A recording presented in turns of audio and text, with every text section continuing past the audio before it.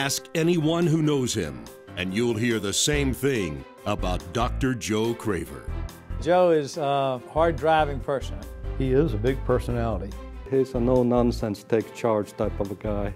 If he's not an A personality, I wouldn't know how to describe one. Even in retirement, Joe Craver never does things halfway. But I've retired into gardening, grandchildren, fly fishing, enjoying my wife on a daily basis. Joe, I think, thought about it for a while, but now that I think that he's in a state of retirement, that he wonders how he had enough time to go to work. I'll put 2 rows of sunflowers behind them because they'll grow at different heights and be higher, and put the lettuce in front of them. Just try to keep up with him. Gardening. Too hard. Playing golf. Oh, that's typical. Good job. Hunting. Fishing. Joe Craver does it all and does it well. Determination and drive are things that have always been a part of him. Joe Craver was born and raised in Shelby, North Carolina.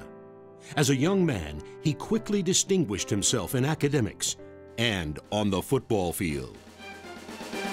Through junior high and high school, he was a consistent all-star. Achievement and attitude that earned Craver a scholarship at the University of North Carolina.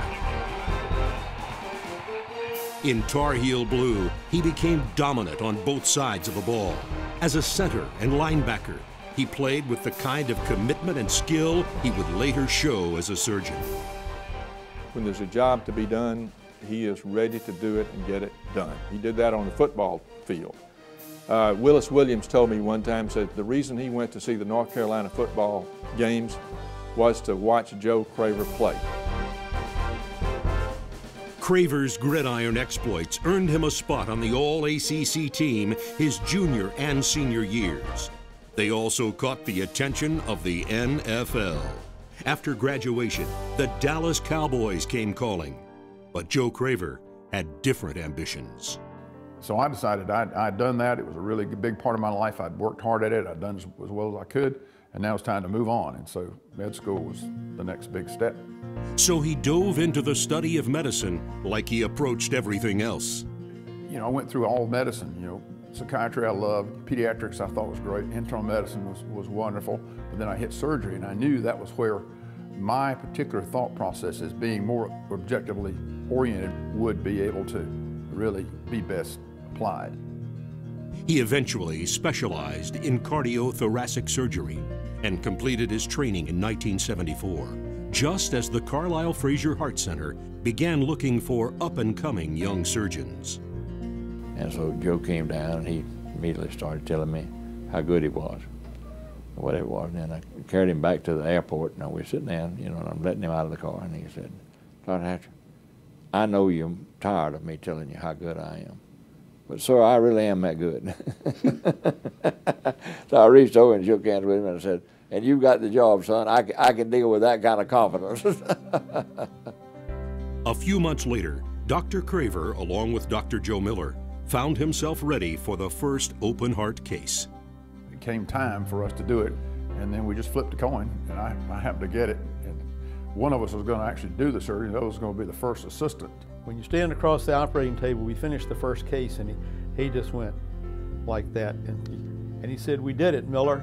And I thought I had to be sure my breastbone wasn't broken. That was just the first of an estimated 15,000 surgeries at the Carlisle Fraser Heart Center and later at Emory University Hospital. Now, if you assume that took 2 hours each, and it probably took more than that, that means that Joe spent more than 3.5 years in the operating room continuously without a bathroom break. So that's a lot of surgery. But Dr. Craver's colleagues will tell you his most important contributions went beyond the patients he treated. If you travel throughout this country and to some degree throughout the world, you will encounter younger surgeons. And number one, they all know Joe. And number two, a lot of them he has helped train. Over 80 to be more exact, a number that gives Dr. Craver great satisfaction.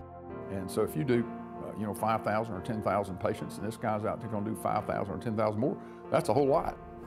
Fingers crossed.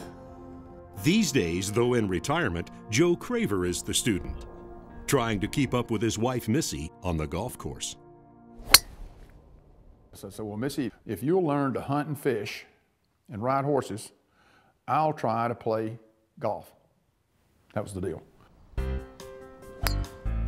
Good shot, miss. I'm a good student. I learn it quickly. Application is a different process. You know, you can't always do what you know how to do when it comes to the moment, you know. Swing easy, Joe.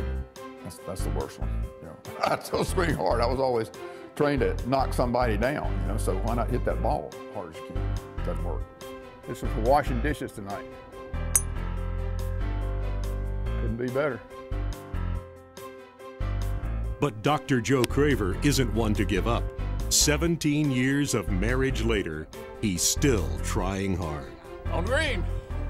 He plays so hard when he's playing against me that you never did. Intense is the word. Intense. A little competition there? Yes. Major competition.